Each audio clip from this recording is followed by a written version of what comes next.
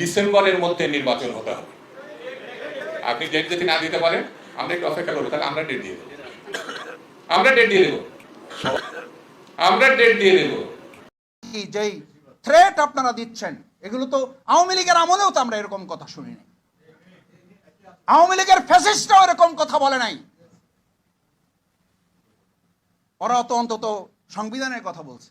যেই দল এখন বাংলাদেশে বলে যদি নির্বাচনের ডেট দেন না দিলে আমরাই ডেট ডিক্লেয়ার করে আসবো, তাহলে আমি ওই দল এবং ওই দলের লোকদেরকে সামনে রেখে, এই বিজ্ঞ আইনজীবীদের সামনে রেখে দেশবাসীর কাছে প্রশ্ন করতে চাই, এই দল তো নির্বাচনের ডেট ঘোষণা হলে নির্বাচনের দিন বিকেল 5টা পর্যন্ত অপেক্ষা করা ছাড়াই সকাল 10টার মধ্যেই তারা তাদের রেজাল্ট ঘোষণা করে দেবে।